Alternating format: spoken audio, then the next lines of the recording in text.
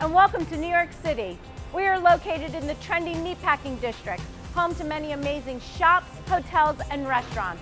I can't wait to share the Kao Salon Academy with you and all it has to offer.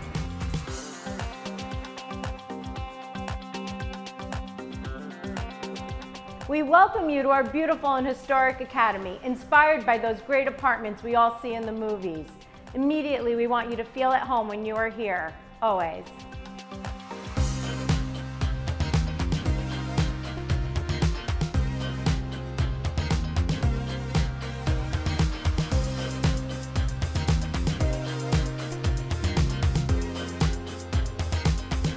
This is a creative, inspirational space for learning from the best.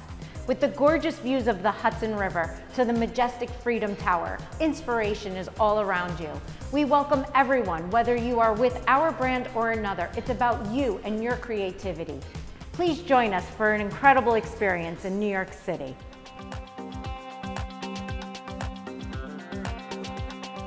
And now we will share with you the world-class education, inspiration, and creativity you can expect to receive from our U.S. Kao Salon Academy. We look forward to welcoming you soon.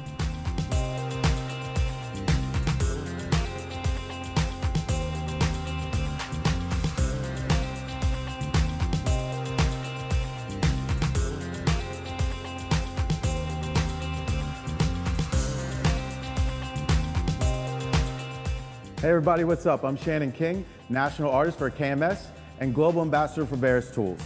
Today, I'm here with my beautiful model, Ariana, and we're gonna be doing something which I love to see in Brooklyn, New York, which is my base, and that's all about curl. So we're gonna be sharing with you a compressed cutting method, which is all about exploding curl and creating more bang for the buck. Hi, I'm Sana Brado from Seattle, Washington. I'm a National Artistic Lead for KMS, and today with my beautiful model, Gina, we're going to be talking about some different things that are going on in Seattle, which is a lot of texture and a lot of layers inside the hair, so that it's very, very easy to style, and you can even just let it air dry. Hi, I'm Zachary Jared, National Artist for the Goldwell US team, and I'm based in Brooklyn, New York. Today on my stunning model, Jen, we're going to be doing a stitch painting technique with Silk Lift Strong to create a multifaceted, dimensional look. Hello everyone, my name is Kylie Bussing. I am a national artist for Goldwell based out of Boston. Today on my beautiful model, Andrea, I'll be creating a zigzag color melting look using Illumin Play to create a punchy pastel blonde. On Gina's hair, I want to create that shattered out type of feeling, but I still want to keep a nice baseline. So what I've done is I've gone ahead and cut her baseline, but I disconnected the underneath. So I went ahead and cut that, and I tucked that out of the way. So my layering pattern is actually going to sit on top of that line. Now her hair has different density from side to side, so I'm going to be addressing it differently. I'll be carving into this side when it's dry, and I'm going to utilize a layering pattern in the front with diagonal sections, and those are going to be elevated up 90 degrees from that front hairline, and then cut to an increase in length.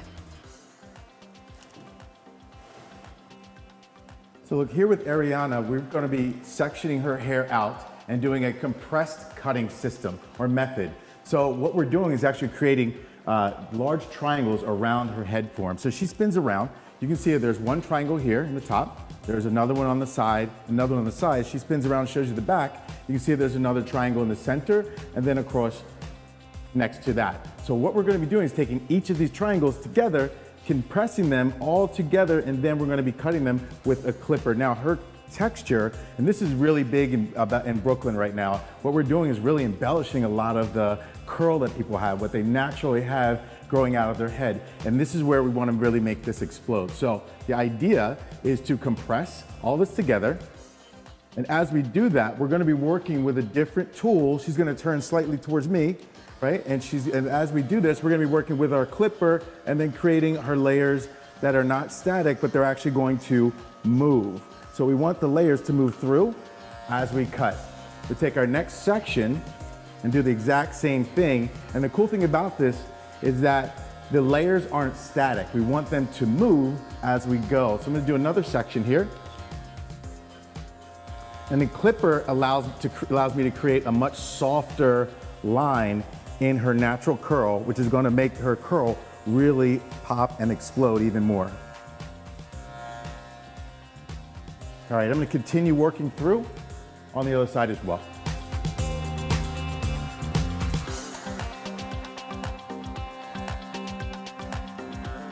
I'm taking diagonal forward sections and elevating the hair up 90 degrees from that front hairline. So elevating that up. And then I slid just past my guide and continuing to cut 90 degrees off of the front hairline and to an increase in length. And I'm going to continue this all the way through to the back on the right-hand side of her part. As I said, the left-hand side, I'm going to do that when it's dry.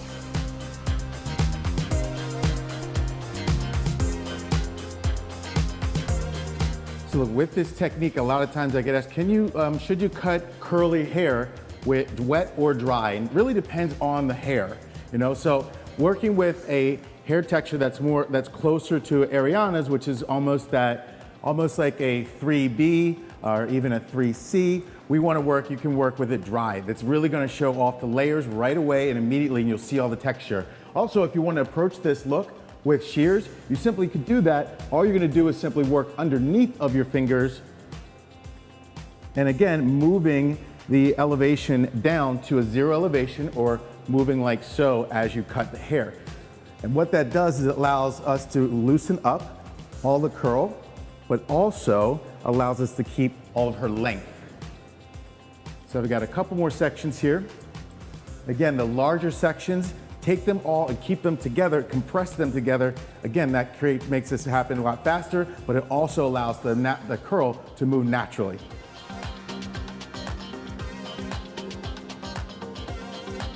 So now I'm connecting the back. So this is all coming to a stationary guide at the front. Connecting the back into that front area, and I've run out of hair. So now what I'll do is I'll drop the underneath, and you can see the layering pattern sitting on top of the hair. I'll drop the underneath hair so we still have that strong perimeter. I'm going to go ahead and blow dry her hair, and then we'll take a look at this section when she's dry. Awesome, so this is our last section with Ariana. All we did is cut into 6 different triangles all the way throughout the head. Cool thing about this is that it's super fast, it doesn't take off a lot of hair, and I get to keep all the length that she wants, but we really get to move that hair around a little bit more and really loosen up the interior. As you can see, we're just simply keep those shears moving as we drop down to 0, right? Do me a favor, just shake your head for me. Yep, keep shaking. Awesome. Okay, so now you can see that it starts to lift up. We got more layers, we got more movement out of her hair. And now what we're gonna do is go back, finish her hair up, and give it a little bit more shine, and then you guys will see her finished look. So Gina's finished look has so many layers and just a lot of texture going on. I created those by working with over-direction. So I over-directed everything up and forward, which gave us the opportunity to have that hair moving back away from the face. So it is a beautiful shape on her, really a modern shag. Hey guys, so this is Ariana, and we're back with her in her final look, and we really got this big explosion of curls, which is great. The way that we accomplished that is by taking triangle sections throughout her head, and we did gravity layers. So as you can see, the layers moved through, and it was also very easy to move the curl around. We want to keep her length, but I definitely wanted to get more of an explosion of curl throughout, and it was cutting it dry that really helped expose all those layers and all that texture and curl. Great, for this stitch painting technique, on my model Jen, I'm gonna first start off on a horizontal subsection and take 2 1-inch panels, leaving out negative space in the middle. With proper tension, I'll then take my Silk Lift Strong and start applying in the mid-lengths, working my way up to create a gradation.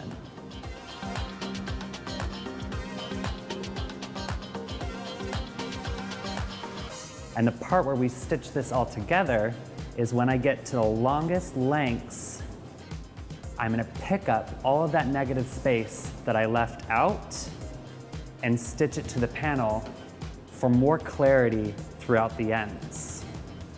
So I'm gonna take that negative space, marry it all together,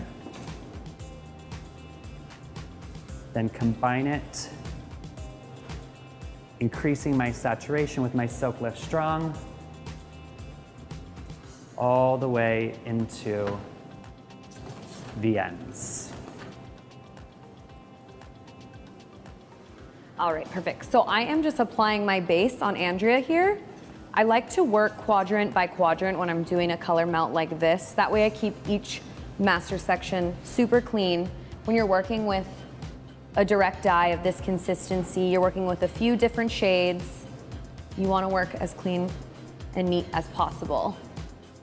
So I've got my base tapped in. I actually like to work bottom to top, and that's how I keep a nice clean section on the ends, because I don't want any of my base formula to take on the ends. So for my first section, I'm going to be taking large zigzag sections. I'm going to go in, make a zigzag, and gently place this. So you can see right here, I'm going to refine my application here and feather it down. And then right there, I have my first section. And that's how you're gonna differentiate which shades you're going to apply where. So I like to take my base formula,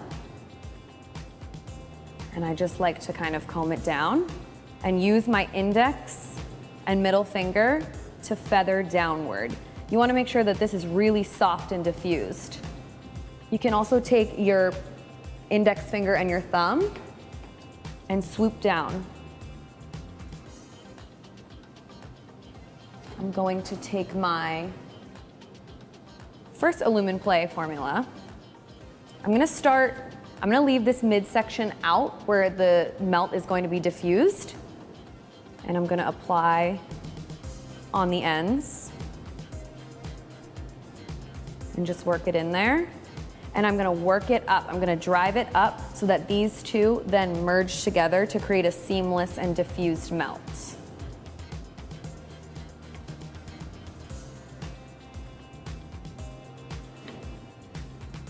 All right, Zach, what do we got going on over there? So again, working my 2 panel pieces, and then going to stitch that all together.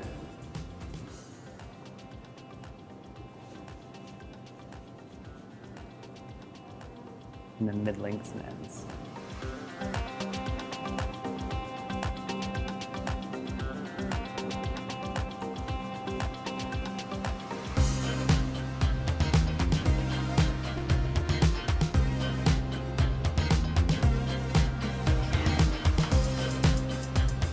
Great, now that we've finished the application on both of our lovely models, we're gonna get them washed, glazed, and styled out for the final reveal. This is the beautiful result of the zigzag color melting technique that I utilized here on Andrea. By taking those horizontal zigzag sections, it really allows for this to have a little bit of a punch to it, but also kind of have a natural soft dimension. And the best part is that we used all Illumin Play, and I used clear as the base of all of my formulas with a few drops of some pures and some pastels. So when Andrea decides that she wants to go back to blonde, this will fade on tone, and she'll fade back to a beautiful, soft, sandy blonde. So this is the final look on my model Jen. On Jen, we did stitch painting to create a nice iridescent, but also multifaceted punch to her hair. And then overlaid that with Coloron's core 9kg 80R with some pure pigments of @orange and @yellow. This kind of keeps everything into a multifaceted, but in the same tonal family. Guys, thank you so much for tuning in and checking out these amazing models and of course this incredibly talented team here at the Kao Salon Academy in New York.